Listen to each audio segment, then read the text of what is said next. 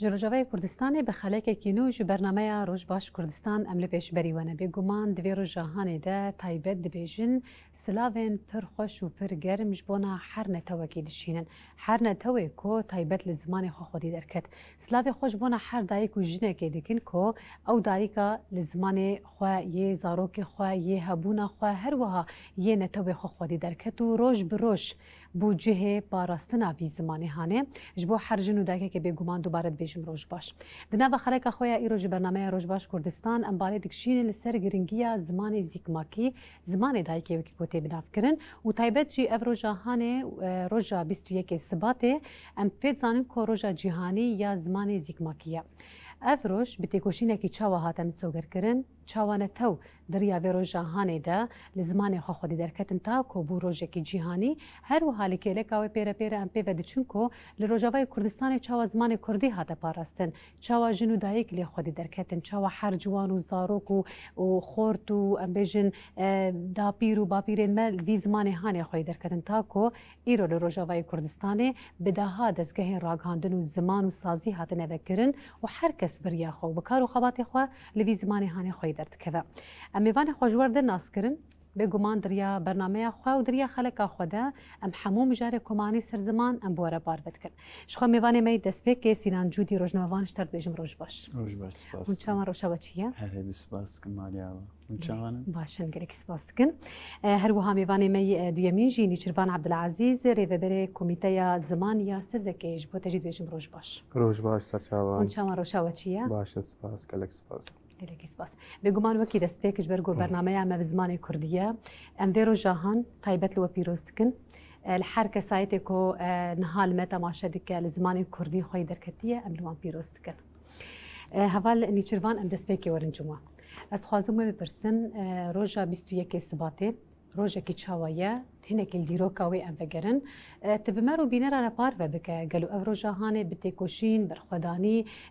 چاوا هاتیه مسوگر کرن تام گهشت لوی رو جهانه کو ام بخوجی پیروز دکن و بگما روزه که می تایبت جیو کی زمان کردی هيا ملی شو سری پیشین روزا زمانی دایی که الحمو گلین جهانه و گلی کرد پیروز به تایبت روزا زمانی دایی که وکی پرتکه که بو اج بیجن خوندکارین زنگها دکای خوندکارین بنگالی لدجی بیجن سپاندن زمانی اردویی او زمان ام لروجهلات پاکستانی گونها بنگلاديش يردي گوتن هات سپاندن گوتن زمانه 3 حتی 4 صدی جنشتجهين وی هرمی بو زمانه بنگالی زمانه بیجن زیده 50 صدی جنشتجهين وی هرمی بو پشتی گو او ام بیجن بریار درکت گو زمانه اردوی هات سپاندن خوندکار لزانینگه درکتن خونیشاندانان لدجیوی بریاری درکتن انجام و مراندن و خونیشاندانان ده ام ویژن کشتی چی بون گلک خوندکاران جیانا خوش دستا او روزی 21 مهاد دویان 1905 دویان بو انجام وی تکوشینی ده ام ویژن نپجراندنا مندلا کرنا زمان دایی که زمانی وای دایی که ابن غالی يونسكو يعني بيجن نتوين يكبوي ده 1909 نهان ده افروجا هان اف بيجن بيرانينا هان وكروجا زماني دايكي راجهان روجا زماني دايكي يا جيهاني دوي روجي ده هر ملتك هر جلك زماني خويه دايكي وكخالك افروج وكخالك جريدانا وي ملتي وزماني وي دايكي دوي روجي ده هر جلك جی جهانی را دبیجی زمانی من یه دایی که هیا زمانی خود آخوی و که نشانه که کوفا از همه و زمانی مهیا جوان گلانجیش خو گلی کرده کو تجاری ما فی خو یه پرورده به زمانی دایی که یعنی ما فی هبونا زمانی خوی دایی که جی نهات یه خواره و هر تم به زمانی خو و گریدای مایه به چند خو و گریدای مایه ببونه وی روجی هر گلک دیسا زمانی خو هبونا زمانی خو تکز دکه جهانی را نشان ده. بله. اول سیدن امورن جموع روزه که دیروکه به گمان روژکی کو وکی هوالی جروانانی سر زمان و کرم گر روژکی نه همه هوسا جریزی هاتیه بگومان بته کشین دویت کشین و کل همبری و نحقیه هانه ده گلک جوان جیانا خوش دزدان خو پیشاندان هاتل درخستن حتی نیم بیجن او روژه هانه هاته بسوگر کرن و سر اصلا جیهانی پیرا پیرا هاته ایلان کرن و کهانه ندوره زمان کردی جی بگومان روژه ام بیجن پاس ده گلانه جی روژکی جیهانی اجبونا يعني روجا كي تايبت بمواكي كردايا كو أنفي روجا هاني بيروز دكن كرد جيب همان ربازي لهمبري دسلا داران تيكوشي كرن حتى قوفي روجا هاني شخورا مسوغر كرن أم هنا كي ويكا هاني جيجوا ناس بكن ديروكا زمان دیروکه کی چاوایه گلی کرد لهمبری ظلم و زورداری چاوا کاریبون زمان خو هم لخوی درکون هم حتی روجا ایرو کو ام بقاربن بزمان خو به ویره بازی هانه با اخفن دنابا اخافتون الخاندن مدن زمان عربی هبه نه ترکی هبه نه مجارن وکیدیان جی زمان وکیدی هبه يعني أجد سبكيز بيروجي الهمي كتكارن زمان وبرورده وهمان دمده إيراغاندن آزاد بيروزكم جبر هر یک جواج جعالیه خوبا تکوشنا زمان دایی که کرنه گلک مشهید جدانه نتنه شهادت yani جن بجن هنداییه کی جانی چه بیج بو تکوشنا بی همان دمه ده عالیه نفسی پسیکولوژیک دجی تکوشنه که پر مزن لدیجی داگرکریان هاتیه مشانده بگومان اره بویر جبنگال دسپی بوی نتوین یک بویل سروی اساسی مشانیه فقط چیروکه که پر بجن به ایشی کرده هیه دوی مجارده که جوی کونتر و جوی زیدتر بدلاتی داین بگومان مروف زمان تنه وک ریبازه که دانستانه نکاره بنرخینه ربراپو دما بحثا زمان دکه و گرینگیاج بو گلکی دکه نقطه پر بالکش مثلا وک بدن تعریف دکه yani esas da zaman ne rebazı ki danustandın şartı ki hebuniye disad beji zaman da manaya her berfreh de çanda vi millet ne te vi insaniye o adiş de mesela dema eğer geleki ki ne kar be zamanı xo bu pareze ev müstehak rasti hammi komkujiye pşaftına u tnekrine komkujiye veri eşberloji tekoşina gele kurd bu zamanı dahi ki bu Kurdi per be eşe salana biset salana u brefşe siyasi u askeri u dagirkeri eliser Kurdistan'e meşandi ve per gredayı havin yani em bejin bisada sal zamanı Kurdi deyni mileki Kurd veke hebun nahatiye naskirin ku zamanevi beyn askirin bi taybeti divir de mesela hatta em dikarin bejin set sala bist دوی عالی ده دیساجی لگوری پیشوچونن دنیای ده چه دبن هنک هولدان چه بونه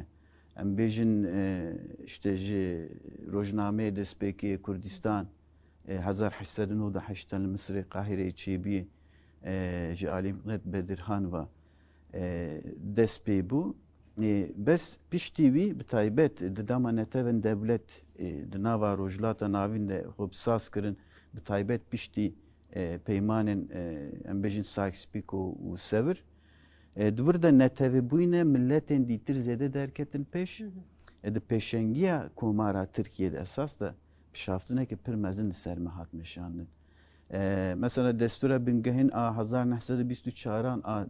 komara Türkiye yekser qadaxa danil ser zaman avul jar ko zamaneki hat qadaxa kirin گوتن جبلی ترکی دوی ولاتی ده قدخه مرو زمانه کی دی باخه اف پیره لسر دولتی دی ترج پیابو مثلا aynı rebaz Suriye ji peşket belki salin despeke le Irak ji bir şekli bu hatta Kurd hebuna Kurd nava desture bingehin Irak de hat kabul kirin disa le rojlat Kurdistan yani komara İslamiye İran an haji bir şekli aslında kadaka ki pir mezin daneli ser zamanı Kurdi. Yani jvi roje ve esas da rebaza şaftin ve avay ki pir dijvar li ser memeşandın ku ev takriben 7 sal önce وەک ئەم بێژین نیزامێک سیستەمێکی کۆمکوژیارە دەرباس دەبێ ji ber lo yani zimanê Kurdî diva dema de di asta kesayetî de asta civakî de asta malbatî de bi rastî jî sosyolojiyê Kurda guhart ev qedexe yani ne ji xwe tene yani bêjin hema ziman fêr dibe fêr nabe dibistan hebe tin hebe ev nedêne alîkî yani civak sosyolojî civak guhart mesela anha mesela yek civa kesa ku di nava mesela di sînorên Tirkiye û bajarên metropola de em mezin bûne heta serdemekî civaniyê me ji derbas bû em nikaribin bi rehetî em rabin bêjin ku em Kurdin û zimanekî me heye bi Kurdî û me nedizanî jî li ser vî mesela gelekî hevldan çêbû ê awil mesela tekoşîn di miqabilê wî de mesela li wa herema çêbûn dîsa wek sazîbûyîna bi xêra tevgera azadiya Kurdistanê çêbû mesela nodiyekî awil sazî aliyê ziman de li Bakurê Kurdistanê vebûn navenda çanda Mezopotamya bû yani ev hem xebatekî çandî dimeşand feqet di heman demê de wekî ziman jî di nava xebatê xwe de berdewam dikirin ev hin pêra îdî ev veguherî nîzamekî ragihandinê nod duyan da hemen piştî salekî ji wa kovara awil yê zimanê Kurdî ku wekî em bêjin weşangeriyekî nûjen hat weşandin ev jî 2 sal berdewam kir hat qedexe kirin yani em dikarin bêjin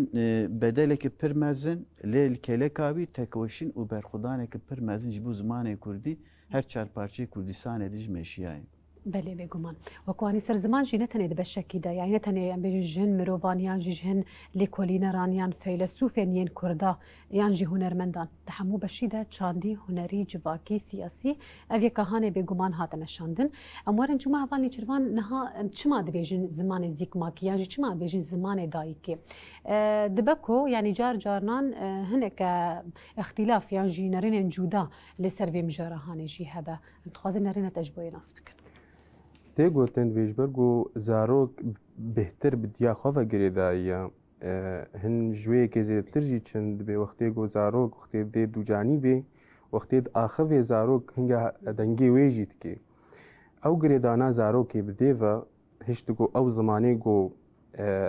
زارۆک ژدیا خۆ دەبهیزێ بهتر وەکە زمانێ دایکێ وەرێ بنافکردن شۆ نەرینێن جودا لەسەر هەنە هەند دەبێ زمانێ دایکێ هەند دەبێ زمانێ زیکماکی ئەلێ پرانیش بەرگرێدانا زارۆکێ دایکا خۆڤە ئەو زمانێ ها وەکە زمانێ دایکێ تێ بنافکردن زمانێ دایکێ بێ پەروەردە تێگرتن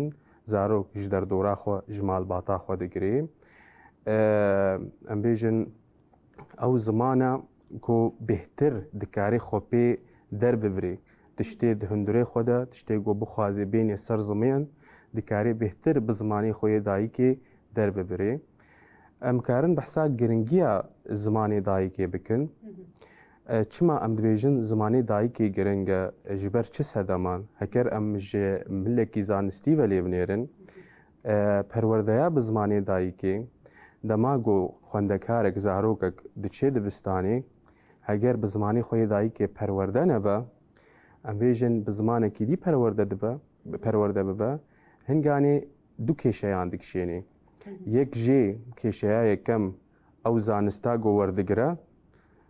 bêjin xwendekarek bi zimanê xwe yê dayîkê perwerde bibe tenê wê kêşeyê zanisteke divê mêjê wî nake wê zanistê fêm bike tê bigihêje lê xwendekarê got bi zimanê dayîka xwe fêr nabe du kêşeyan yek jê ew zaniste ya duyem ew ziman e ew zimanê got pê fêr dibe û ziman ne zimanî yê dayîkê ye divê xwe biwestînê hem ziman fêm bike hem jî wê zanista got werdigire duwê dibistanê de bigire li vir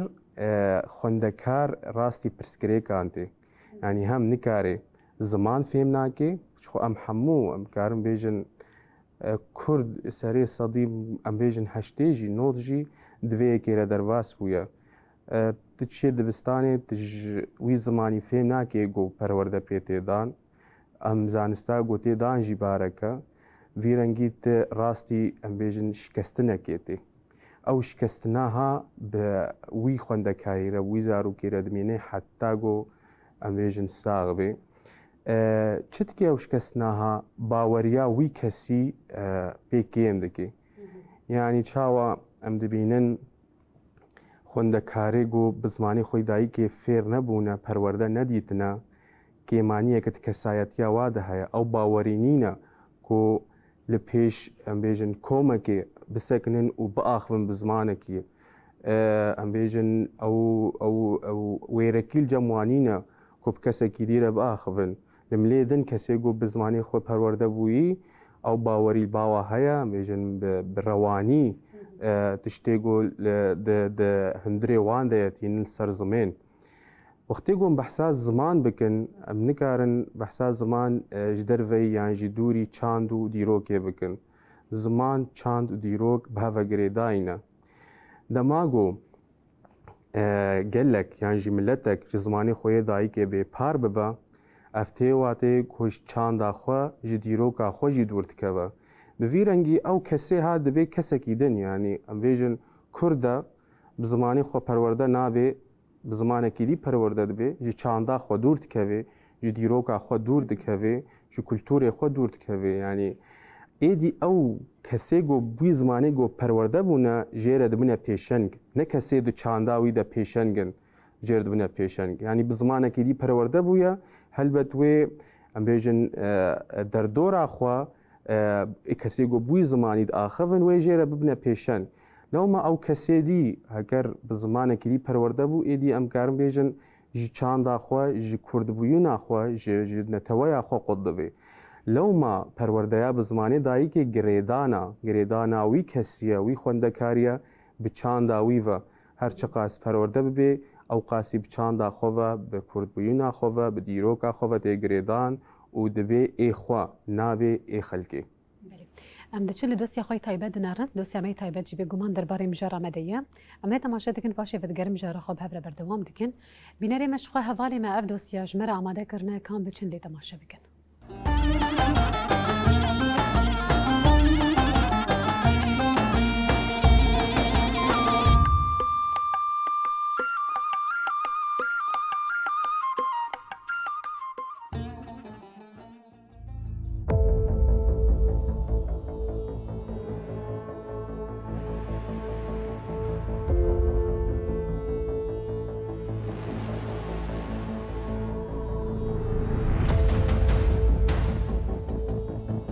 هر نتوک جبو هبون و شهرستانیا خو به پارێزە لە زمانی خۆی زگماکی خودی دەردکەوە ji bo parastina zimanê xwe bi hezaran mirov xwe feda dikin îro 21 Sibatê roja zimanê zikmakiyê cîhanî ye ev roj di encama bûyereke xwîneyî de weke cejnê hatibû pejrandin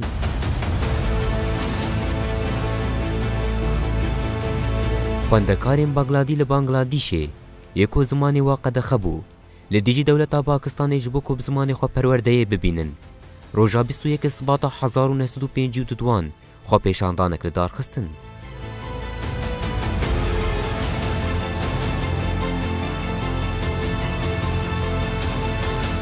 xwe pêşandan rastî bersiveke tundî hat ji aliyê dewleta Pakistanê ve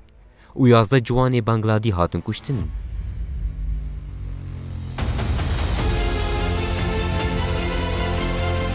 li Rojavayê Kurdistanê jî ji destpêka şoreşa Sûriyê ve bi îsrareke mezintir xwedî li derketina zimanê Kurdî û parastina wî hatiye misogerkirin û roja 15 Gulanê weke roja zimanê Kurdî tê pejrandin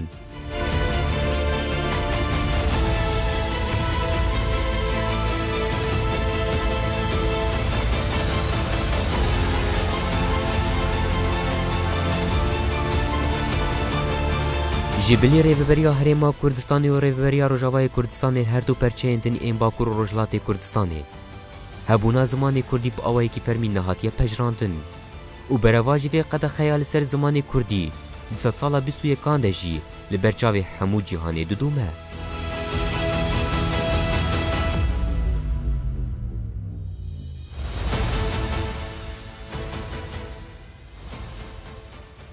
پرورده جی گرک تم تشتی نهتید هبه و کادری پرورده جی تم بین پرورده کرن حتی هم کاربن زمانی خو ام بسرخینم راستي دماغو زماني كردي كت دبستاني مد رفايك ودو سي او اساس بنجهين مد زماني كردير قرت ماغو بيت زمان بيرتنبن جبوغو شاغرت فيري زماني خوبه وبزماني خوبا اخفه بزماني خو بني وسينه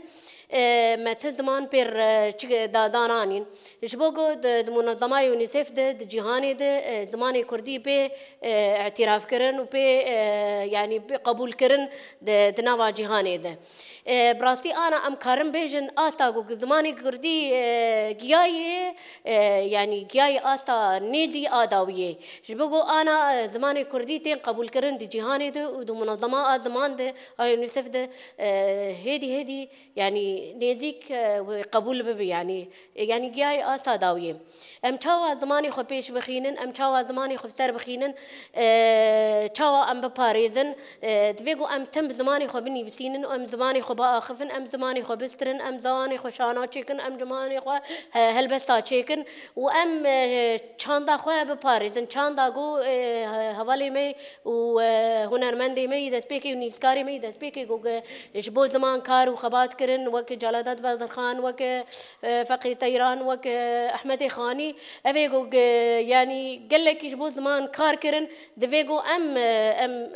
بيش بخينن بباريزن أفتشتي أفدس كفيجو جبو زمان كتير استمد أم بباريزن وأم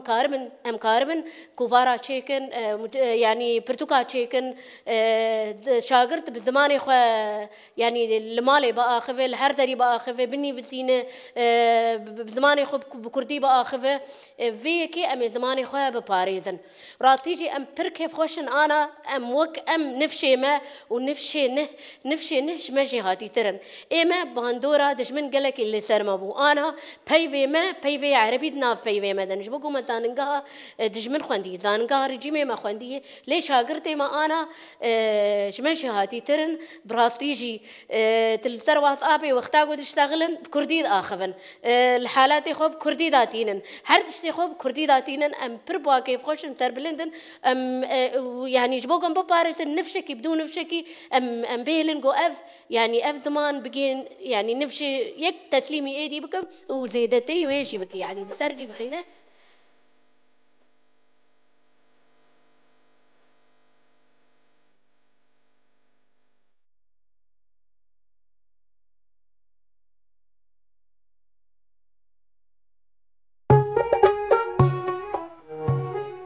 زمان نتنی آموری را گاندنیه هبونا هر کسایت و جواک به زمانی وان وگری دایه مسئله زمان کردی جی دو چارچوه یک سیاسی تم تینی قاش کرن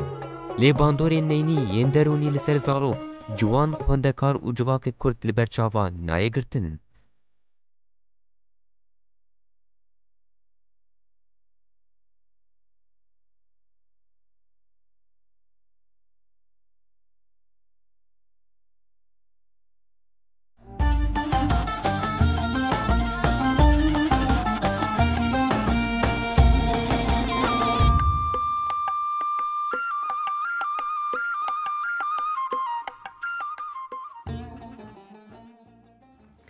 بیناری مشخوا امجد دوستی خوشی بگریان مجرد خوب هبر بردوام دکن هوار سینان استخوازم و بپرسم نرین هدوکی روزنامه‌وان تایبت عالیه یعنی و باش نرخاندنش بنا باندورا زمان یعنی جی قدخه کرنا زمان یعنی جی ریل پیشیا پیشکتنا وی زمان تایبت هگری کردی با باندورا و هر لسر سوسیولوژیا یا جواکی هبو ام تخوازن برفرهتر وش تناس بکن باندورا کی چاوا بو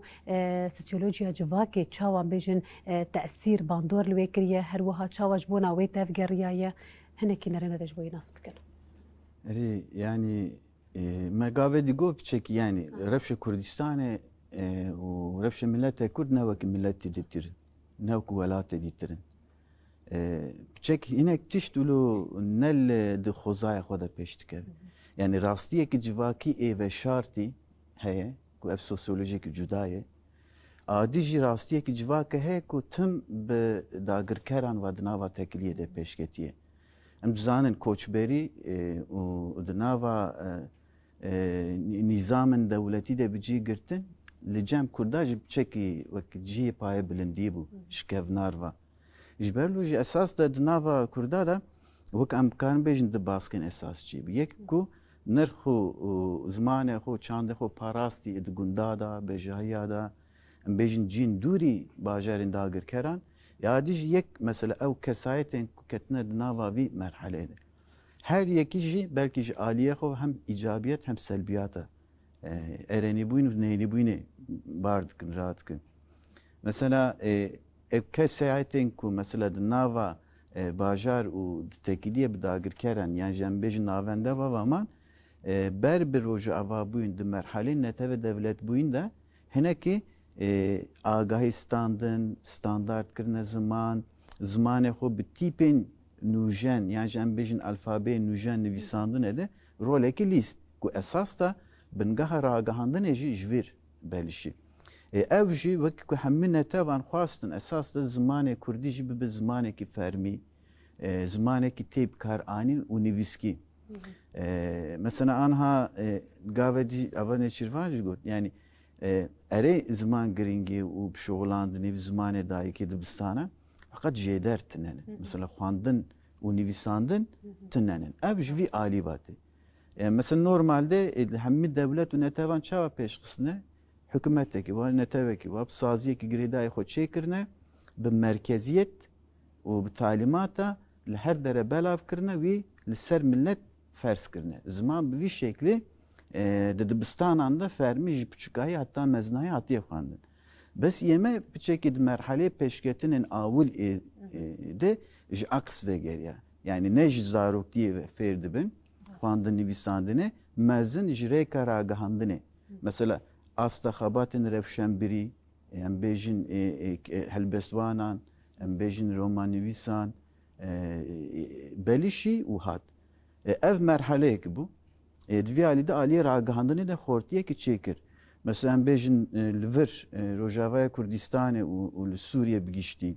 mesela bek berdewamiya Kurdistan mesela salê mesela 1940 hawar dest pê bû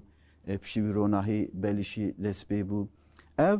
heman deme de li gorî em bêjin tevgerên azadîxwaziyê Kurdan her çarparçeyê Kurdistanê jî ji vî sûdê wergirt yani bu tekilî danûstandin ji di heman demede yani azadîxwazî birêka ragihandin û li ser esasî zimanê dayîkê peşket yani ji berû jî di xebatên ragihandinê de em dinirxînin û çawa tesîr li civaka me kir ji vê alî de hestên welatparêzî xort kir xwenasîn derxist beş nivîsên destpêkê va bi cerîdayan bînin bîra xwe dibêjin Kurdin û yani gerek eger yani ya zimanê xwe baxin ya nebêjin em Kurdin bi vî şeklî di çandekî di nava civakê de ava kir fakat ev heta ji vir belî ji daket nava civakê yani bi taybet xwandin nivîsandinê de serdemekî baş derbas bû ama mesela rojame îro de em dikarin bêjin mesela ev aqs vedigerî mesela ev nifşên ku bi cerîdeya bi kovara Kurdî belki alîmî edebiyatê yani ji wêjeya Kurdî alîmin bes merhelekî şûn de dibin em bêjin pişaftinê de û man bere xwedan ewendî ya Arabî bûn pêşket yan Tirk bûn pêşket yan Faris bûn pêşket ama mesela Rojavaya Kurdistanê mesela bi taybet aqs vegeriye anha zarok mezina fêrî zimanê Kurdî dikin xwandin nivîsandinê datînin li ama ez bêjim yani mesela ragihandin bi taybet di salên nodî de bi taybet tv em bêjin webûna işte em bêjin rojnameyên Kurdî cerideyên Kurdî dîsa televizyonên Kurdî wekî Met TV nod pêncan de vebû dengekî pir baş û awil televizyonê Kurdî hat navkirin ev ji bi xwe re tabii ki îdî dîtin ku ev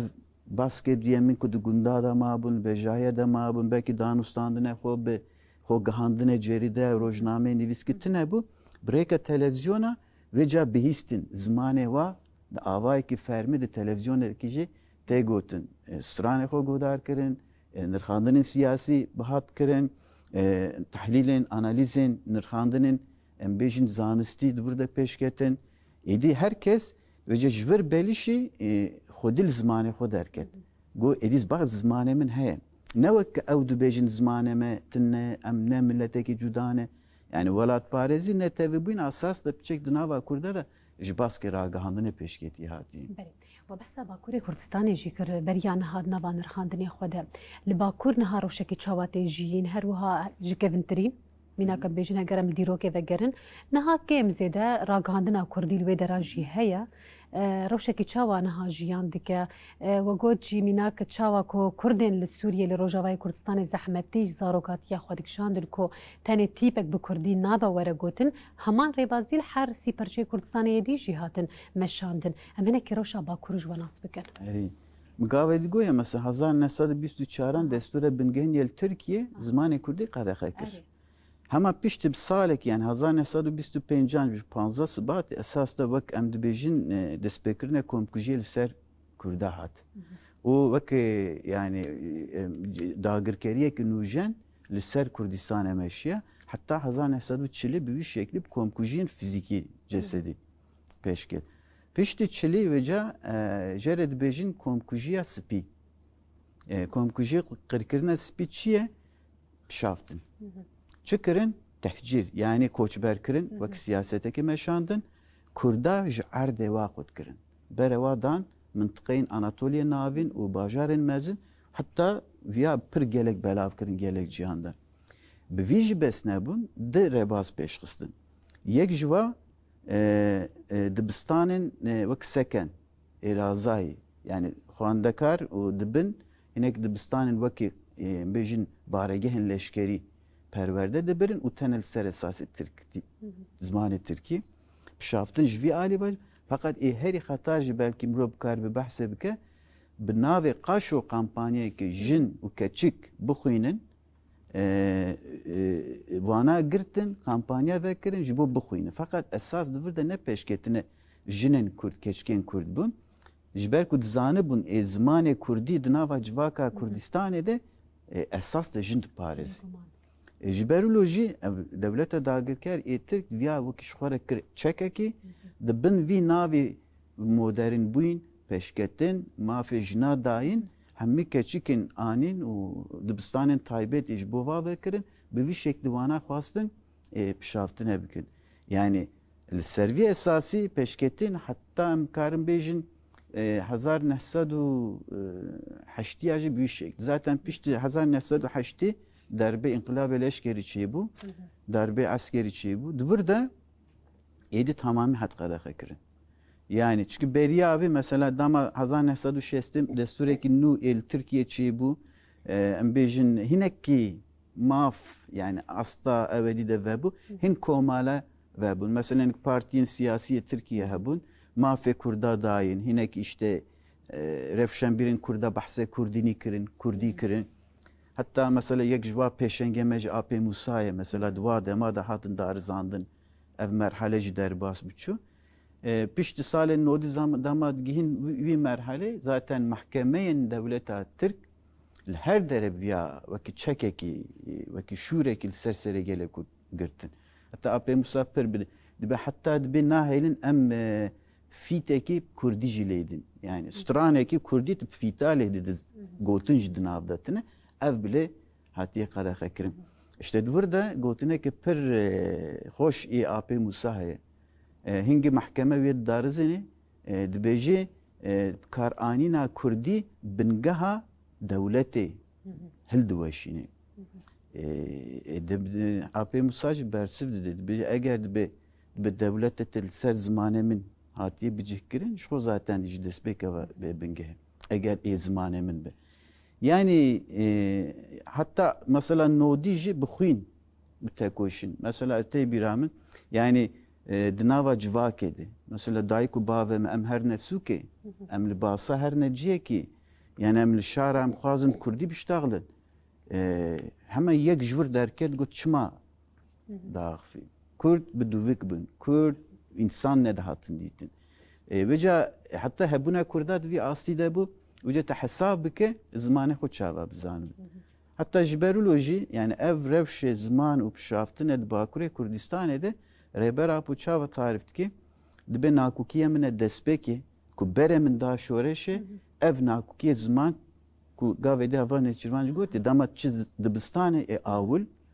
دبینی کی سرکار دبینی مال زمانی کی هی و چم دبستان زمان که قط از فهم ناکم تین آخافتن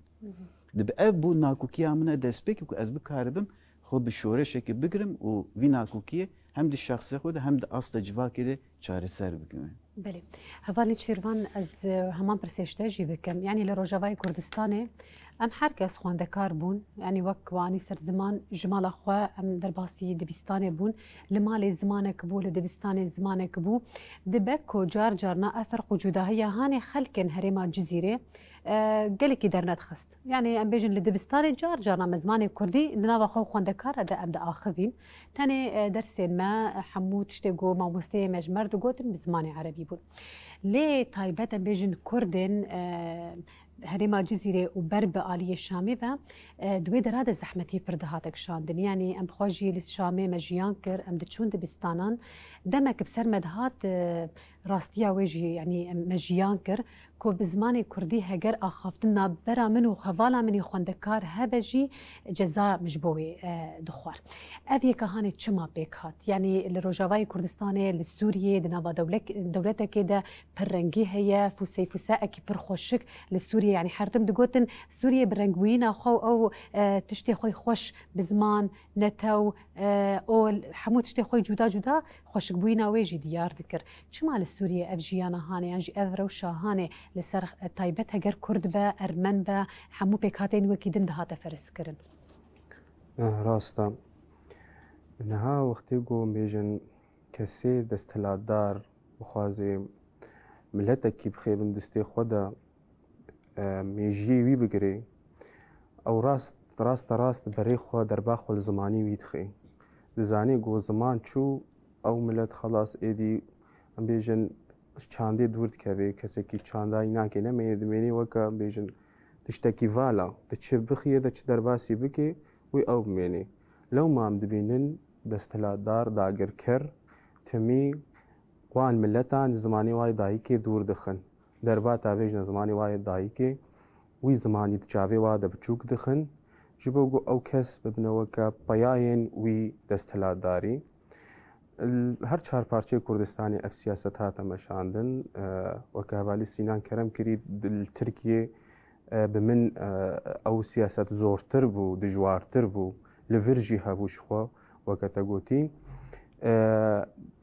کردی قد خد کرن نتاني ام بيجن وكتقوتي نتاني الوادر خاجي الوادر راجي قال لك تقوتنا ما يعني وكتجربه كي مره درباس بوا جوینا بیجن یا صبح ده وقتی گو خوندکار حمو کومبون ریبری دبستانی گو تمر درکت گو آخافتنا جبلی زمانی عربی قد خیا يعني او گوتن دمیجی مدمام دگو چما نگوت یا آخافتنا بزمانی کردی قد خیا بالتالي مقو حتى نتخستن كردي بين الزشر زماني خو نتخستن كردي وقت زمان بناسينن مقابل افهش من ديا نقبول كرنيا افهش من ديا جو فيجن في زنگين بوني في دولة من دي في خوشك بونا پرچاندي پر زماني دخوازي وي قدخه بكي دخوازي بن آخ بكي او هش من دي نزاني جو هكر طري جيرا فكي او پرچاندياها او پرزمانياها وينيك گلكي خوشك جهاني را پیشکش بكي او کس وي بهتر بگهنه هاف او کسی گوش چاندین جودانه جزمانین جودانه و بهتر جیانه که خوش به هفره بکن و بکارن ولاته کی آوا بکن ولاته کی باشتر لو ما زمان قد خد کرن زمانی کردی قد خد کرن گهاوی آسته دهن دمان ده ام ویژن وقتی گوگل کی آسید کرن ناولی کرنا ناوین کردی قد خد کرن جبولو ام دبینین گل کرد دجواکی دا یعنی دمالی دا بناوه کردی تینا ناس کرن و دا ناسنامه دا بناوه عربی تینا ناس کرن ام بیجن فرمی بونا زمانی کردی نبو یعنی ری لید گرتا ندهشتن گو وری آخافتن ندهشتن گو ام بیجن دبستانه که تایبت يعني تایبت بيگو کرد لفيري كردي ببن ری جيرا ندوه کرن دخواستن اف ملت يعني گریدای وابه ڕێیا هەری ئەم بێژن هەسانژ بۆەوە ئەو بۆ گۆ زمانی ناکێ قەدەخە بکن زمانی تونە بکن لێژخوا بسەر نەکەتن ji ber got kes nikare ti kesî qir bike yanî wextê got dinya ava bûye tu çi qasî tu bixwazî çi bi rengekî fîzîkî bê tu miletekî qir bike qir nabe taybet miletekî weke miletê Kurd ku bi zimanê xwe vegirê daîma ew ziman weke emanetekê dibînin ku bav û kalên me dayikên me parastin dayikên me çima parastin ji ber got zêde tevlî dibistanê nedibûn neketine beriya pişaftinê de ew ziman weke emanetekê dane vî gelî vî nifşî nifşekî da nifşekî heta got ev ziman serpiyama وبحسب بيرك كرو جوت او بخو وردر باسبو استخازو مي برسم يعني دكيجان صالي دبو بيرك وبرشي بو كارم بيجم 10,000 بلكي نهاده بو دهاده بو افريارا قد خكرنا زمان كردي يعني لسوريا بقشتي الحمود بستانه يعني همان دبستانه كو استيدا من الشامجي افريارا هاني جبو ما خوندكارا كوم جيفينا كهاده تشكرن لوي هولا يا دبستانه و افريار برنگکی اشکرش بو هر خوندکاره که هات گوتن از دوی باوری دم کو ابریار جی پشتی بو یرا 2004 یا کو الویدرات چه بو نکاری بون پشتی 2 سالا به بریارا هانه بیجن هشتن چند سال سر در باسبه يعني هيفيه وان هبو كو بشتي چند سالا هگر بیجن جی ملت یان جگلی کرد دنگ خونکا لی پشتی بش ورش روجاوی کردستانی اش خود اسپیکر يعني بيرا کی يعني وصابو حتى ان هاج اف چند بردوام يعني هم يعني هیچ نگو هریکو يعني حال حاضر مثلا دما upgrade احداث سياسي جمرو بنرخينه هنا جد يعني امتناع كن ناف بين كرد يعني حتى ناف تشيايمه ناف جن تشي كرمنج مثلا دغهارنه ناف غندمه ناف جن يه كرد هم لو باكور شبلوه باكورش خو zaten يعني دناف بوين اساسيه ما هر يجمه دناف ما يك يمه راستيه يك يمه كرديه يعني تتزاني بتشقاز باندور كل سر بسيكولوجيا انسان اكيد يعني هر يك مثلا ايما مال باتمه خشك من هنن المال نافي واجده لجم دروي جداي الفر اولي هر يك جمه بده تشانده بده زماني بده نافي يعني ابناء برچاند بوينه ها ne aksibi yani tiyek de tapsine de veşeri xo veşarten xo lo çabejin يعني اللي جيكي اللي داربه ام انسانك يديبون هندر ده انسانك يديتر اجا اف اساسا كيك بير مازن جمره شيكر بلي لما تشتكي وي باشي هي يعني هو قوت لمالي نافي ما هي نا نافي ما يكو مالبات يكرديد بيجن ونافي دولتي هي اللي تشتي باش هي كو ما باراست ما تقوت حرتم مثلا نافي براي خو ما تقوت نافي كرديه ويا المالي ما تقوت ما وكي دولتي نكر ما نافي وين يا عربي نقوت افتشتي هاري باشو تايبت رجاوي كردستاني مثلا انها باجارني هنا وكي كوباني نافي خوي كردي كوبانيه راستا تشقيس الصال قوتن عين العرب لي افيا كاهاني ايرود نافا نفشي نودا هاتا باراستن وهاتا بلافكرن راغاندن جيهاني جي ايرو ويا كاهاني ديكن كو دبيجن كوباني نابيجن عين العرب يعني اف خاله هاري باشا جو هرو هر ده هاتا باراستن ام باش الدوسيا خوي ديجي تماشا بكن جواتا خوجي بيغمان ام بردوام ديكن بنري ماش خو دوسيا مي چيروكن زاروكا جي اماده ام لي تماشا بكن چيروكي ما بزمان كرديش بونا زاروكا تيغوتن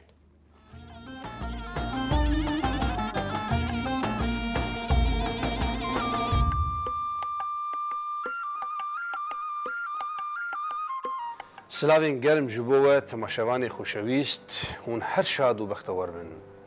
هر گاف کاتی و خوش بن و ام هیویدارن ام هفدود خوشید ببینن و ام دوی دوسیا چیروک ده ام کاربن پنداجه بگرن و جه سود بگرن سرپیهاتین ما و سرپیهاتین جیانی بگمان او تفده جمروانتیا ده بدو لمندی چیروک ایرو دبیجین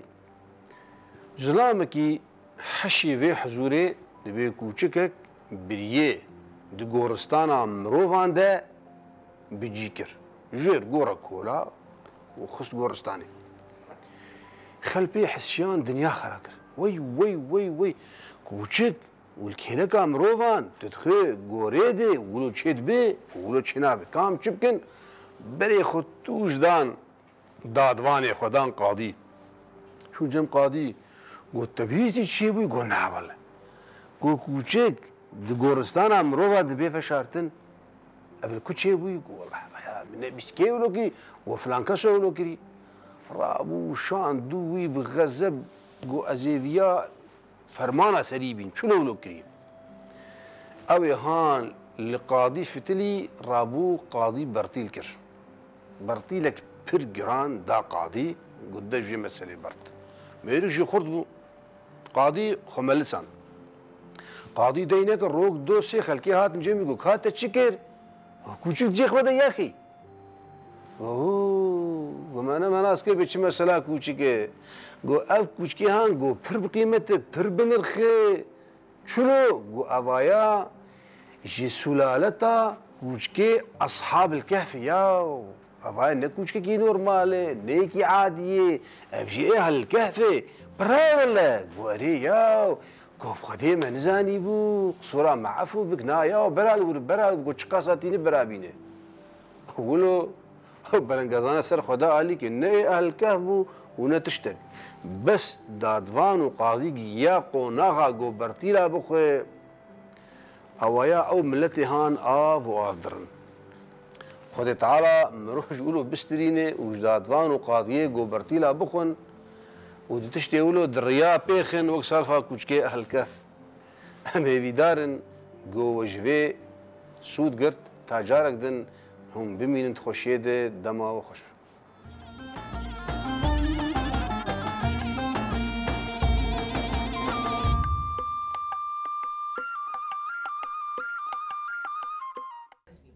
بینەری ماش خو ام جی دۆسیا خۆ جی vegeriyan em jara xwe bi hev re berdewam dikin heval Sînan ez dixwazim wê jî ji we bipirsim yanî me pir nirxandin ji bona ziman kir çawa nav hatin qedexekirin navê bajara hatin qedexekirin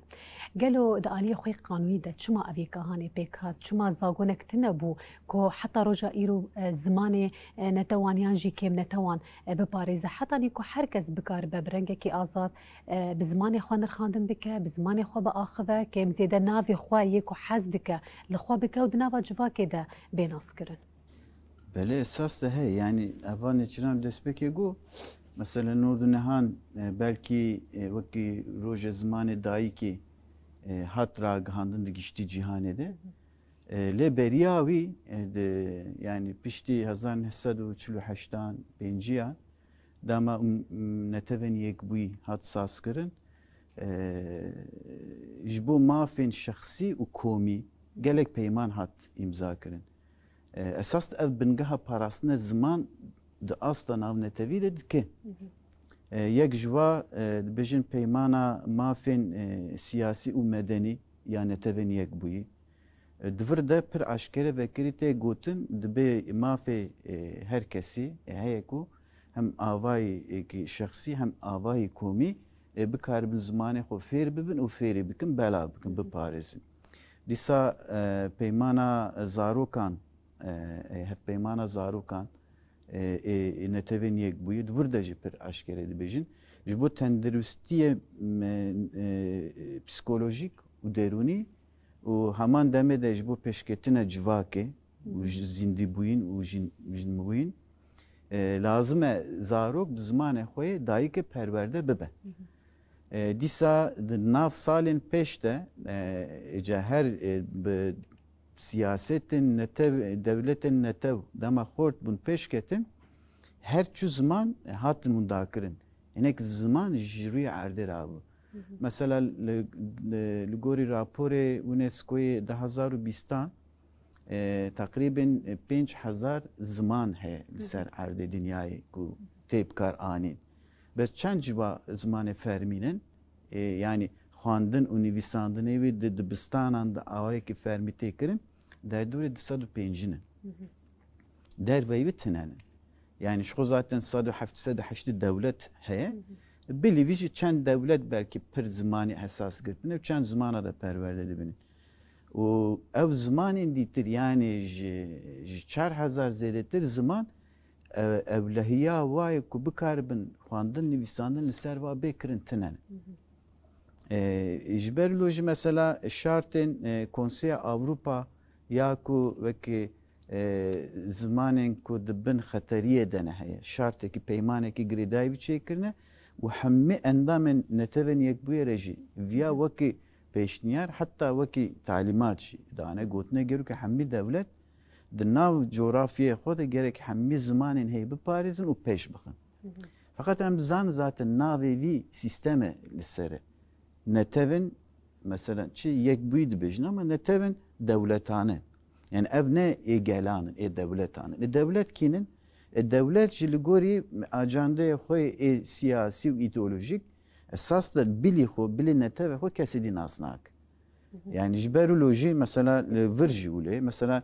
hatta mesela minakem bejin navel vir komara Suriye bu çi müşkile ki civaki yafxondun u nivisandın ferbun bu PKT ditirde tına bu hakeza Türkiye jule embejin miladi jule ama dama nave Arab le Suriye hatkirin bu devlet Araba ule üç çağı demek nizam jil gorivi ve perverde jil gorivi be ve kevan neçiran ko dirok jil gorivi texwandın çan jil gorivi texwandın ejberloji ev pişaftının hey nikarin jiser rabın mesela yani dıvırda mirov çi tedbir acı bigre nikari. Mesela anha pişti demek ki şunda mesela Minak Bakure Kurdistan'ı pişti Stalin no diye tekoşina Kurdan var. Dama re idi hiştin ku be devlet jihore xstindikin komaleyin xo çetkin zamanı xo ferdi bin evedi. Yine ki sistkirin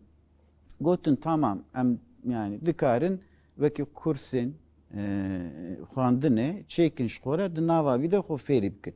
Ama ev gavel ev peymana ku min goti bi Konsey Avrupa imza kiriye ji hemî endamên netevên yekbûyî şandiye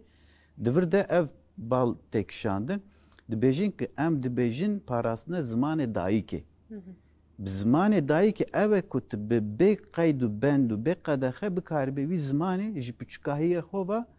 binivîsîne bixwîne bi azad biaxife ev maf mirov nikarî daxê ji bo perwerdeyekê 2 saet di hefteyekê de ji ber lo jî pêşiya jî hat girtin fakat di vî alî de siyasetekî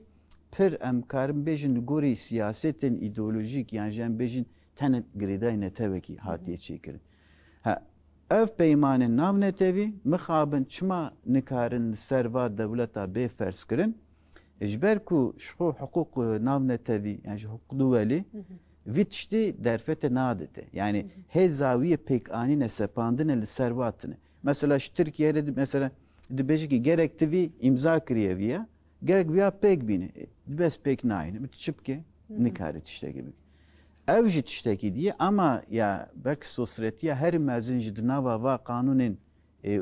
nav netewî de heye çiye mesela ev peymanên min gotiye mesela mafên medenî û siyasî peymana mafên medenî û siyasî de ev maf nas dike dibe herkes kar bîne bes di dawiya vî peymanê de çi dinivîsîne dibe ev xalên ku di vî peymanê de derbas dibe li gor hiqûqê hindirîn a wî dewletê te pêkanî ya ji xwe Tirkiye min qedexe dikî eger ez li gor hiqûqê wî herim ji xwe zaten ebeden ez xwe nagînim mafê xwe hakeza ji bo Sûriye jî wile mesela Minak çima Sûriye Kurd û qabûlkirina Kurda da alîkî çima wek biyanî ev nas kir mene heme ecnebînin li birine Kurd bû şekli hat navkin ev jî dîsa girê da hiqûq nav netewî ji ber ku mesela şartekî di nava hiqûq nav netewî de he dibêje ku kesa komekî eger resen êwî erdî tune bê nikarî dawa bike ku ew mafên xwe bi cihbûyî pek bîne yani ev tê çi manayê Kurd esas da ne pek hatên esasiyê vî erdînin ji bo jî nikarî daxwaz bike ji bo xwe wekî perwerde dibistan her wekî ji ber û navê wî ji danîn ecnebî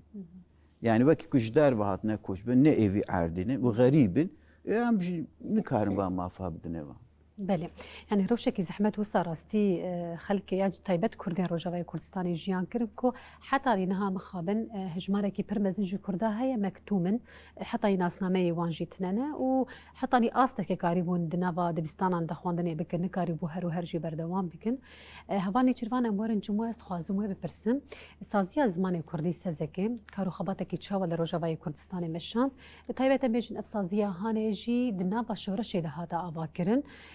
کارو خباتێکی چاوە پەروەردەیەکی چاوە ji dibistan peymangeh zanîngehê koneha li her deverekî hatiye vekirin xebatê çawa bû xwedî derketina li ziman çawa kir pê zanin jî wekî heval Sînananî ser ziman em xelkê Rojava yan jî Kurd bi giştî ne jî zarokatî fêrbûn zaroka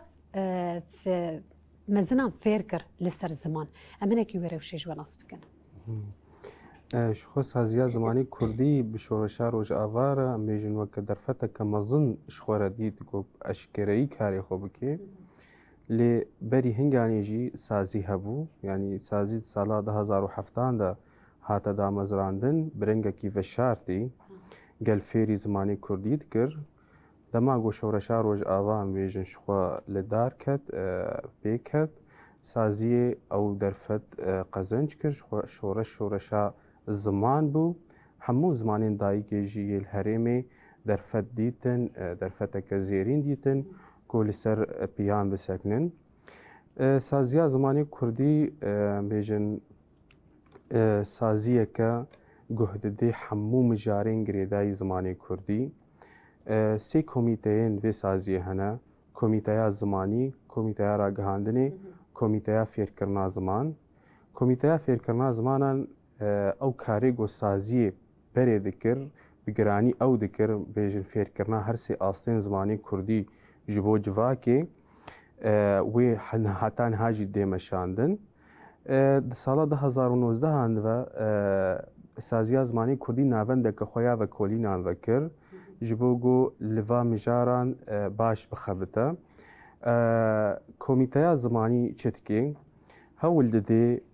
bi rêya em bêjin danûstandina bi saziyên peywendîdar re çi sazî çi alî peywendîdarê ziman bê bi rêya wan standardekê ji bo zimanê Kurdî çêkê çi di millê rastenivîsînê de bê çi di millê rêziman de bê çi di millê ferhengan de bê bi rêya nîqaşiyên pirhêl bi zanayên qadê re hewil dide got bigihe lêvegerekê ku ev ziman li dibistanan, li zanîngehan, li peymangehan, di ragihandinê de heta astekê standard bibe. Karê me halê hazir em hewil didin çi tiştê zimankên bê em cihêvê dagirin. Bo nimûne em hewil didin ferhengan amade bikin, ferhengên qadan, ferhengên taybet bi her qadekê. Mînak em bêjin ferhengeke bizîşkî bê, ferhengeke ragihandinî bê, ferhengeke rêveberî bê, termûtêgihên saziyan. Em hewil didin peyvan kom bikin. Niha peyvê got niha ê kesê wergêr wextê got werdigerênê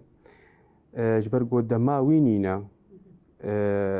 serî peyva naxê yanî gelek peyvê Kurdî hene got nehatine bi kar anîn.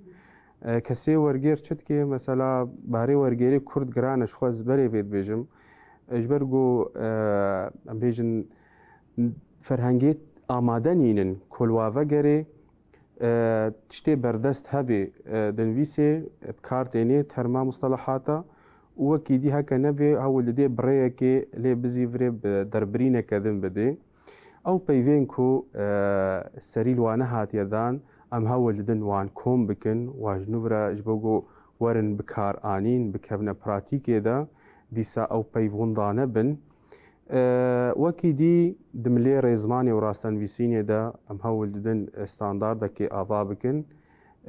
Di millê zimannasiyê de em gavan tavêjin ji xwe zimannasî beşekî gelekî berfireh e gelek qadan li xwe digirê. Millê zimannasiya tewrîk heye û zimannasiya pratîkî heye. Em hewil didin li gorî karîn û şiyana xwe em hin bihin van qadan nas bikin. Cêder û çavkaniyên heyî yên cîhanî em hewil bidin ji bo zimanê Kurdî peyda bikin. Karê me werger jî heye.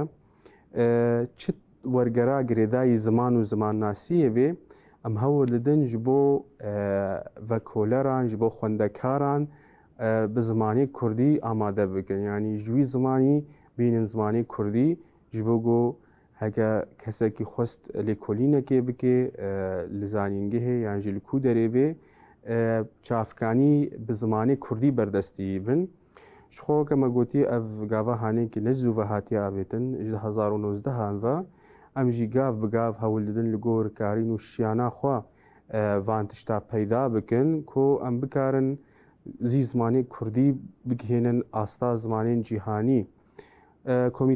کمیته ما یا راگهاندنی جی هیا بریا برنامه‌ین بیجن برنامه‌ین فرهنگی هنه برنامه‌ین جواکی هنه برنامه‌ین بویجی هنه بریا وان برنامه‌یان خوبگ هینا همو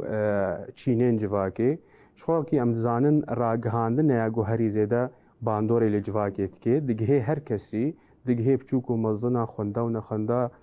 او ریکش بو گوت خوبه بگهینه جواکی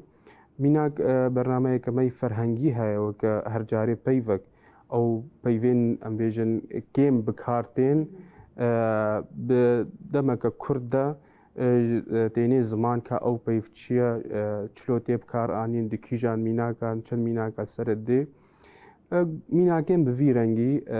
برنامه بوی رنگی کو باندوری لجواکی بکی و جواکی بزمانه وگری بده بله راستی او مالپره و از باورت که هوار سینان جی تولی بده راستی کارو خباته که پر باشد که باندورا و برنگ کی یعنی نعجب لسر جواکی هيا زاروک جی فرد بن دایک جی فرد بن یعنی از بخوا کی روزنامه‌وان گله که تجهبون من نزانی بو مدریا برنامه و دراستی من ناسکر کاری و خباتی و بیگمان سپاسیش بوناوی دکن گفتنا وجهه کی خوشیه گله کی سپاس ام بچل دوسیا خاطر ماشه بکن پاشه ودگرم جرا خب هبر بردوام دکن بینری مش خو دوسیا ما یا گوتنه پیشی اجی آماده یا کام بچن لوی تماشا بکن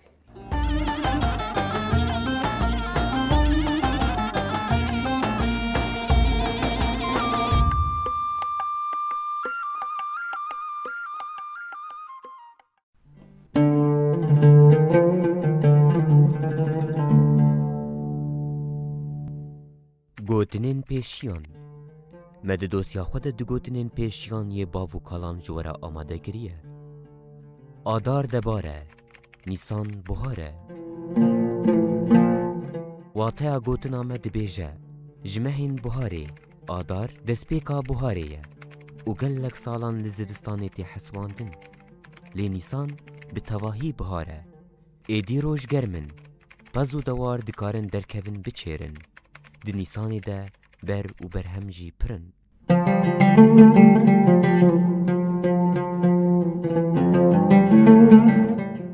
دار لسر کوکا خواه مروف لسر زمانی خواه هشین دبه مبستا ما جوه گوتنه اوه بگومان زمان جبو مروف پرچه یک جناسنامه آویه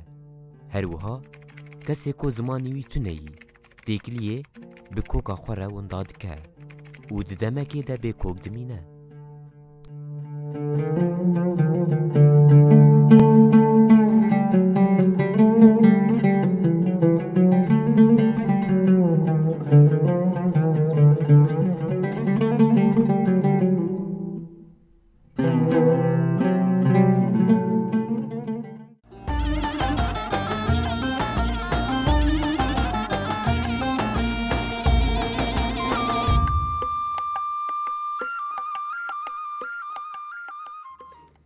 بینری مش خو ام جدوسی خوشی فگریان ام جرا خواب هفره بردوام دکن هوار سینان استخوازم ویجی برسم یعنی نها بحثا مالپرا یا سزکی کر لی روجاوای کردستان یعنی پیرا د آلی باراستن یانجی خوی درکتنا لزمان رولا راگاندن پر جبوناوی هبو رولا راگاندن چاند هنر مال روجاوای کردستان ایران بالا خود دینی کو چاوا سترانان بزمانی وی کردی ای رسن یه خوشک هر ام بجن بجلی خو بزمان خو موزیک خو وی کهان خوی درتکبه جنو دایک جی ایرو ام بالا خودینی کو چاوالی خوی درتکبه او تایبت جی بجن باراستنا زمان جوی دایک کو لوریک بردر کوش هزارو که خو هر دگوت یعنی گوت نکی کردی و ساجی هيا ام حرتمو بناو دکن سروکاتی ریبرتی جبونا زمان پر آخافتن پر نرخاندن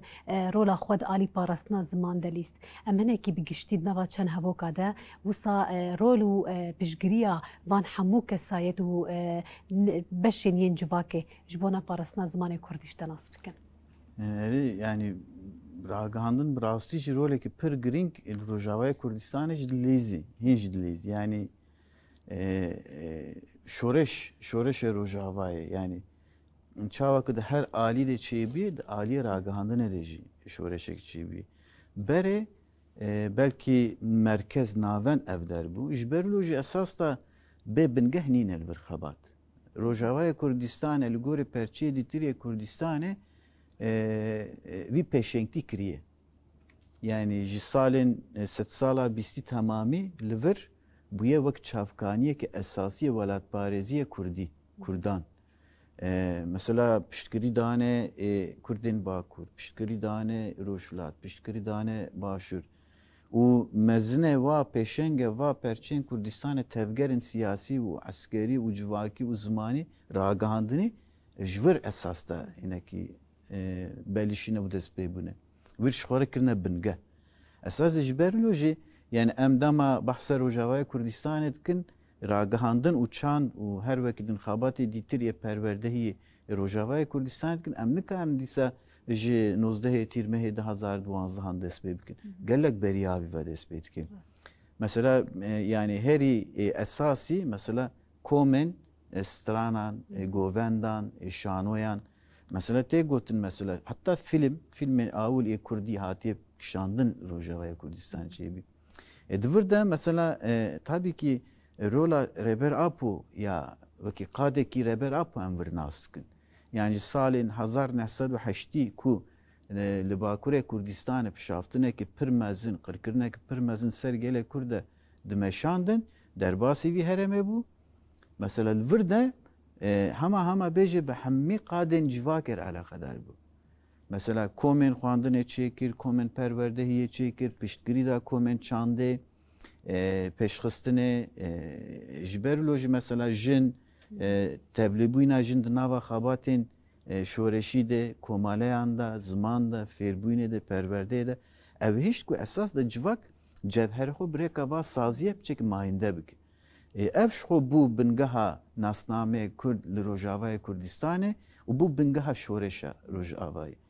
piştî wî jî li ser vî xete berdewam kir ama ji bir de çi mesela 2013 Ajansa Nûçeniya Havare vebû Ronahî TV vebû dîsa 2004 radyoyên awil ve Radyo Rojava Belîşîr pişra hem her bajarekê em bêjî radyokî çêbû û li ser vî hinek cerîde mesela rojnameyê Ronahî wekî çapkirî yani tim li pêşiya xwendekar xwîneranin yani vî alî de yani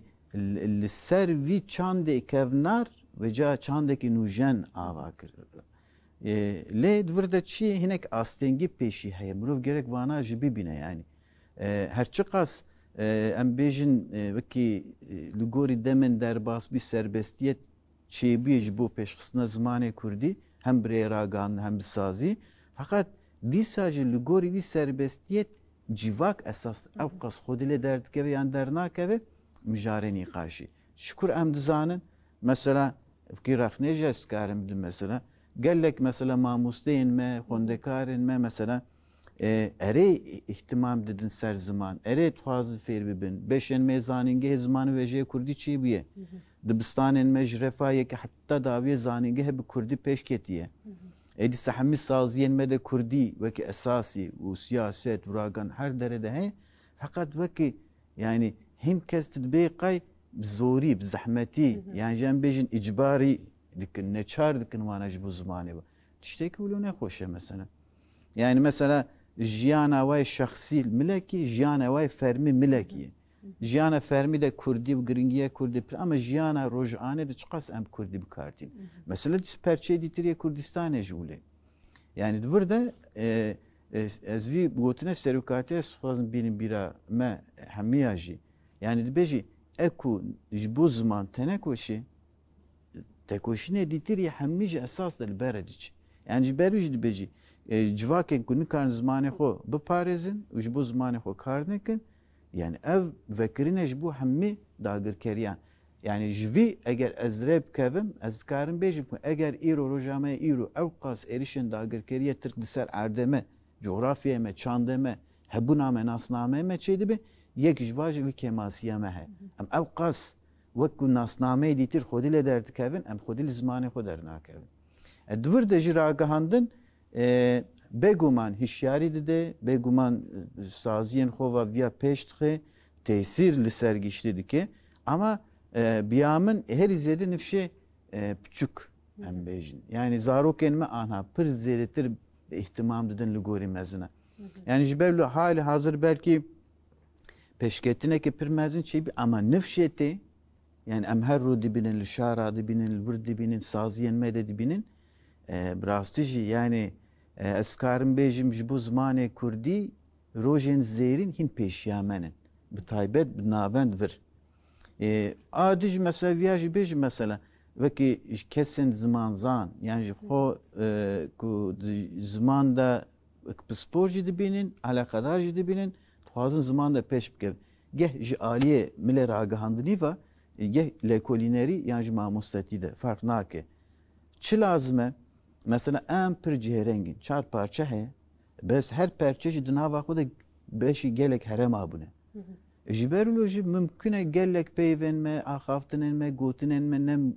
yani ne şibe hep. Fakat hava ne çirvan göt ya. Xandın nivîsandın da standardeki lazım. Ejberoloji yani ne bejin imin rastı. Fakat em gerek hemi bejin nokta ki de bigin hev. Mesela em hinacı em çi çava benifsini dvırda her heremek cuda nefsini. Mesela naven Avrupa saziye zaman enstitüyen Kürt tişteki de bej. Bakur tişteki de bej. Mesela vakfe Mezopotamyalı Bakur Kurdistan'ı xabateki başmeşan لور سازی زمانی کردی ویا بردوام دکه فقط ام بخوجی به تایبت راگهانده دویالی ده ev xabatên lêkolînên zanistiyê çêbûne her çi qas kêmanî hebin jî her çi qas rexneyeme li wa hebin jî hinek aliyan de ez tamamî nabêjim ne heddemê çike em ne ziman zanim fakat herkem ev noktanên hevbeş ku divir de derket em bikaribin pêk bînin ragihandin viya neke kesê dî nikarî bike çawa ku destpêkê bi ragihandin belîşî gerek ev çand bi ragihandinê belav be nava civakê لنها مناك ام بيجي المجاركي ديجي هي راغاندن جودايه كو بزمان كردي چپمنيه خو راغاندن اخودكه يدجبر بيگومان ام بالا خودني جار جارنان زمانه کی دی درتخینن هولي زمانه کی دجبري راغاندنا ما بگشتي ناش براغاندنا يا لروج اوا مناك ازوي بيجم چما ابي كهانه بيكتي گلو چما يعني راغاندنا دجبر نه بس كو دجبريا نتوكي دك زمانه کی دك دوزه کی دك مافو حقي وحقوق انسان دريا راغاندنا خو وبزماني كردي بن بيدك هر هرجي دخوازه زماني كردي بريبازه کی دید نواجوا كده بلاف بك اري ماني شو zaten ev jivir xuyad bi zaman çanda eğer yani eğer em dixwazin xo hebunî bikin bi zimanê xo bi çandê xo hebunî bikin esas da ev sazî û dezgehên ku birêka netewin dewletên hakim dixwazin pêş bikevin vî tiştî dikin ev jî rêbazekî pişaftinê esas da yani dixwazî yani tim vî nakokiyê nav me dixe zimanekî wayê fer mesela Tirkçe dibêjin yani dibêjin ki zimanê Kurdî ne ev zimanekî ku mirov pê zanistê bike bes heva çîrvan başîr zan ferheng na çêbûne belkî me jî hem nagihîn hukuk çêbûye fîziya çêbûye kîmya çêbûye bîrkarî çêbûye hemê saziya minhacan heye mufredatan heye pirtûkên dibistanan vî sandina hazir kirin hemî bi Kurdî û her tiştî resen zarok jê fêm dikî ew ji me re dibêjin em tê nagîjînin fêm nabin yani ji ber ku ez nizanim nayê û manayê ku tu neyê lê ev siyasetekî pişaftin wek berdewamiya wî mirov bibîne cihêrengî heye mesela minek radyoyên herêmî heye televizyonên herêmî heye li wir dikarin zimanê wir piçekî berdewam bikin ama em ji bîr nekin eger em dixwazin wek hebûna çandê Kurdî hemî aliyên xwe ve biparêzin lê dibe ku beriya her tiştî danûstandin di navbera û hemiya da ji çêkin ku ev jî esas de ve xebatên akademîkê standardkirine ziman ve derbas dibin. Belê hevalê çirvan ez dixwazim beriya kom biçin dosya narîna te ji bo mijara rexneyê ya ku heval Sînan anî ser ziman ku îro ro derfet pêşiya her kesî vekiriye dibîstan û peymangeh û zanîngehê me hene lê wekî anî ser ziman jiyana wan mirovê hanê ya fermî heye heger dikar û xebat û dibistanê de be û jiyana wan ya kesayetî jî heye di jiyana xwe kesayetî dibe ku ser malperê xwe di komentê got belav dikin hemû bi zimanê erebî ne ev pêşketina hanê mixabil heta niha hinekî kêm e di mijara rexneyê de hûn dikarin çi bêjin د زماناسیه د ترمکه جل به زمانی به پرستیج زمانی به پرستیج چیه او زمانه ایگو دستلات بید آخوی زمانی چینا پایه بلند یا جواکیه او چینا پایه بلند یا جواکیه بیشن الیتین جواکیه بچه زمانی با آخوین کسی نورمال جی هول ددن کو ام بیشن لاسایی آوان بکن تقلید آوان بکن ویجا مخابن يعني حتى نهاجي كردي لروج آواج بر واسه دمان نكتيا بيجن جيانا روجانا يا براتيكي دا بو زماني پرورده لهي نبو زماني آبوريه نبو زماني ام بيجن قد سازي عند وري بكار آنين شخو سدمين في پرن يعني ام بحثا وقتين بحثا زماني خلقية دكن زماني قد تجا في السروع نبون تجاري أو ملتين قد تجاري نهات نداقر كرنجي يعني زماني واجميج و هيا حتى نها زماني خو بيجن زماني خو كار دكن فرهنگي خو نو دكن كردي شورشا روج آوا و الفر درفتا كزيرين ديتيا جنوب ركتيا بيجن سريا خدا بسدمي جيش نبي قو نبو زماني ام بيجن سازيان جبرگو او کسی قد سازيان خود کار دکن پروردیا بزماني دایی که ندیتنا پروردیا بزماني كردي ندیتنا زحمت السروا وكما هفالي سينان كرم كري اب نفشي نو يقو بكردي فير دبي هيفي تيده يعني اوي كردي بگهين وي قناغا قوتي خوستن ويجا جبو ولو مخابن ام بيجن كسينگو وكا پایه بلند دوی جواکه ده نخبه جواکه خودیار دکن او زیده بزمانی کردی نا آخوین و ام بیجن و اوکا پیشنگ جیش گلک برکی مزنی جواکه ریته ندیتن وقتی گو او کسی گو ام بیجن و گرانی آوایا جواکی هیا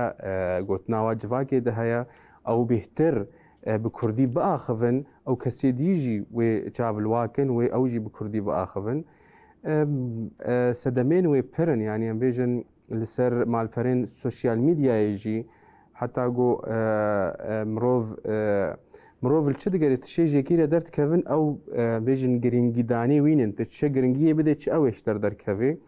ببراني تشتيجو هاي همو بزمانين دينا او كسي جوش خوا بيجن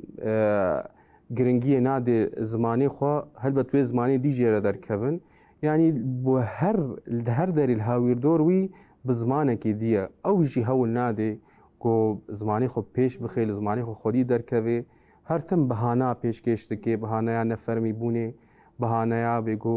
بیجن دجمن جیرا ام بیجن بلاف دکی مثلا زمانی کردی نکاره به ازانسته يعني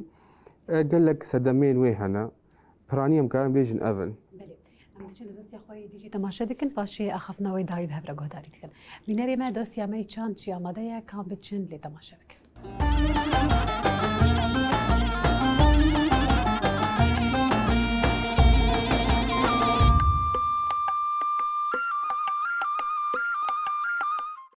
بزی کردستان مری گرتی بچوکان امی هرن دبستان زبویم بو نازمان امی هرن دبستان زبویم بو نازمان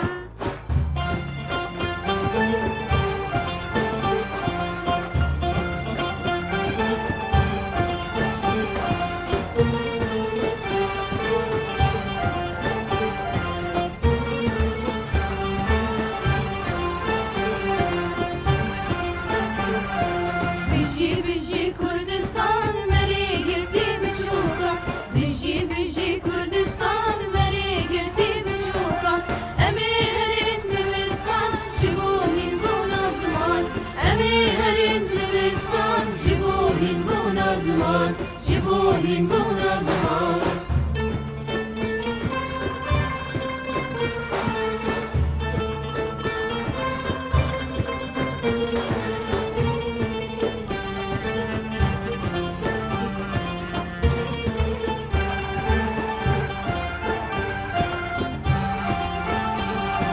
زمانك يشرينا جوان وهنقبينا زمانك يشرينا جوان وهنقبينا ألف بي بغينا سهو يكتب بجينا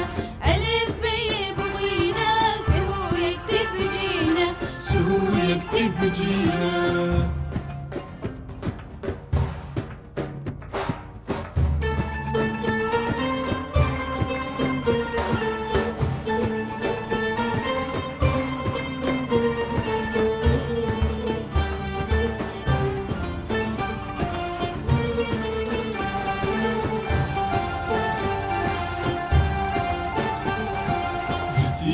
هشتیارین بیست و سه خوارب جتیبان هشتیارین بیست و سه خوارب ناوی وانا دنگدارین بدنگ درنا نکارین ناوی وانا دنگدارین بدنگ درنا نکارین بدنگ درنا نکارین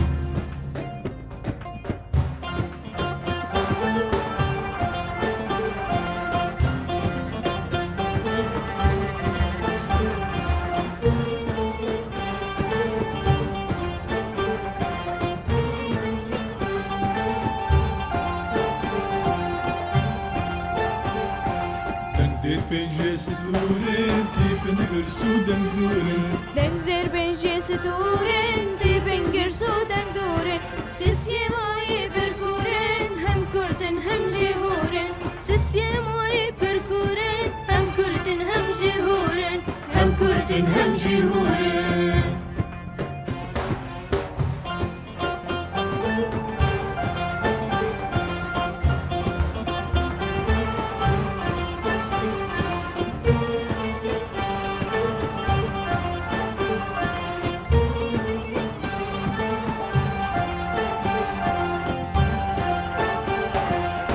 دبستاناتك وشارهين بونا وانا جبال دبستاناتك وشارهين بونا وانا جبال کارو خندن زانوار ما مستمد لاور کارو خندن زانوار ما مستمد لاور ما مستمد لاور بجي بجي كردستان مري قرتي بچوكان بجي بجي كردستان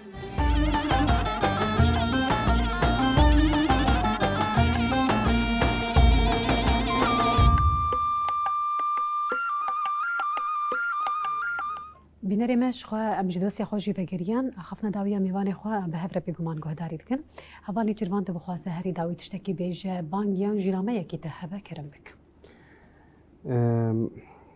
دەستپێکێ دەبێ ئەم بزانن بێگۆ زمانێ دایکێ مافەکی ڕەوایە هەموو سازی و رێخستنێن ناودەتەوەیی وی مافی دچەسپێنن و ڕەوا دەبینن بانگامە ji بۆ هەر کەسی چ کورد بێ چ عەرەب بێ لە سووریایە بانگامە ئەوە گۆ ئەم شاشتیان بەرێ نەڤەگەرێنن یعنی ئەو شاشتیان کۆ ئەنجاماواندا ئەف بۆ بەلات هاتە سووریایە ئەنجامان نەقبولکردنێ ئەنجامان بێژن چەوساندنێ بنپێکردنێ ڕێگرتنا لە چاندا گەلێکی ڕێگرتنا لە زمانی وی هێوی ئەوە گۆ ئەونەیە دووبارەکردن ji ber گۆ ئەنجام لەبەر چاوایە ئەم هەفتوو قبول بکن ئەم پرچاندیە هەفتوو پرزمانیە هەفتوو ئەم بگهنەوەی قەناعەتێ بێگۆ ئەv پرچاندی و پرزمانی زەنگینیەکە خۆشبوونەکەش بە وڵاتێمە هەر ئەم بێژن ئەندامێکی جواکا کورد بە زمانی خۆ بە ئاخوێ لە زمانی خۆ خۆدی دەرکەوێ ئەستخوازم گوتنەکە گەلێکی خۆشیە نێلسۆن ماندێلا هەیە دەربارەی زمانی دایکێدا بێدەما گوت بە زمانێکی دن بە کەسێکیرە بە ئاخوێ دبمێژیە ویرە یانژی بەهشی ویرە ئاخوێ لێدەما گوت بە زمانی یە دایکێ پێرە بە ئاخوێ گوتنێتە ڕاست خۆ بەردەدنە دلێوی ینی ئەو ئاخافتنا بە زمانی دایکی وقتی گویەک بە زمانێتە یە دایکێتەر بە ئاخوێ دبێتر وێ ئاخافتنێ فێم دکێ بێتر نێزیکی تەیە زمانی دایکێ شێرینە بهێوینە گۆ هەر کەس زمانی دایکا خۆ بەپارێزێ و ji mafê perwerdaya bi zimanê dayikê neyê xwar. Gelekî spas. Heval Sînan û jî bixwazin herî dawî bangiyan nameyekê bişînin kerim bikin. Lê bangeme zafin. Esasî mesela yek ji wa kesayek wek ez şexs ku ji piçukayî ve zimanê xwe nealîmî me êşî wî gelek kişandiye. Yani aliyê derûnî de min kişandiye, jiyan de kişandiye. Mesela ez nava civaka Kurdî de me mesela ez hin adet teqalîtên civakê jî nizanim. Ji ber çû ji ber kî nebivî zimanê alîmî me. Ji ber lo ji dema em daxivin esas em pir xwe vegerin gel û ez Kurdî daxivim yani. Hani dibêjin ya هەگەر خەونەخۆ زمانێکی دی دبین دەمەکە تهین نەکورێ ئەم هینژی خەونەخۆ زمانی دیتر دبینن ئەو شەر مەژمەرە ژبەرلۆژی ئەم پر گرانی دنیاز هەر یەکی مەسەلا ژمەک و دویالی دە خەمات خۆی گەرێک وی هیس بکەن مەسەلا ئەم چاوە دکارن بکەن هەر یەک ژمەکە سایتن تایبەت دایک و باوان دبێ یعنی وی کێماسیەش بۆ زارەکەیان خۆ قبول نەکرد ئانها دەرفەت ژی هەر دەم زێدەتر هەیە yani ana bi taybet mesela koçberên mêl derve ber bi Avrupayê çêbî mesela ez vî bangê dikim yani saziyê xwe vekin dibistanê xwe vekin mesela ev derfet li bir heye mamoste hene bila ev bi xwe jî ama baelimin yani ma pir zehmete mirov rojê nîv saetê xwe veqetîne ji bo fêrbûyîne zimana xwe zimanê dayîkê pire gelo ne pire her yek ji me dikan yani çava ku em ihtimam didin em İngilîzî fêr bibin, Swêdî fêr bibin, Almanî fêr bibin, nizam çi zimanê fêr bibin. Em qas xwe wêjê û edebiyatê Erebî de kûr bikin, hema xêra xwe nîv saetê rojê em ê veqetînin her ne zimanê xwe bixwînin, helbestekî bixwînin, pirtûkekî bixwînin. Vekin ew qas internet û telefonan da ev tişt tîjinin. Ser hala xwe jî vîya parve bikin. Yani gerek êdî em parastina zimanê dayîkê wekî erkekî xwe wekî av û xwarine girîng bibînin. Ne wilo bê hiç em xwe nexapînin. Dewletên dagirkel dora me ne yani bes hema derfetekî peyda bikin Kurd bi hemî destkeftiyên xwe ve daqurtînin. Em çiqas xwe zimanê xwe û çandê xwe xwedî lê derkevin. Bi vî şekl em çiqas civakîbûyînê xwe xwedî lê derkevin em ew qas dikarin bibin heyîn û bi vî şekli em dikarin hêz bidin zimanê dîtir, çandê dîtir û hebûnên dîtir jî. Lê me nasname esasê, ziman esasê em biya biparêzin. Bi vî münasebetê û spas dikim ji bo televizyonê jî û vî derfetê da me û ez ji vir hemî ketkarên ziman bi taybet ragihandinê azad û dîsa mamosteyên me û xemxwarê ziman silav dikim ez pîroz dikim îro jî. بێگومان سپاسیاوە دکم جۆ پەشداریەوە سادا خۆش بەش بۆ هەر نرخاندن و ئاخافنی گووانی سەر زمان gelek spas. بینەرێ مە سپاسیاوە دکن کۆبخۆژی حتا وێکێلیە هانێ لە مە تەماشە کرد دووبارە وەکی میوانی خواژی وێ دەبێژم سلااف هەروەها vêrojahanê ji bo her ketkarekî her xebatkarekî her kesayetekî ku îro rol li zimanê xwe xwedî derdikeve ziman diparêze lê di serî de ji bona hemû dayîkên ku roj bi roj kêlî bi kêlî ji dîrokê û heta roja îro ziman parast fêrî me kir ku îro em dikarin vî zimanê hanê fêrî her zarokekî bikin دووبارە ji bo we dibêjim gelekî spas û bi xatirê we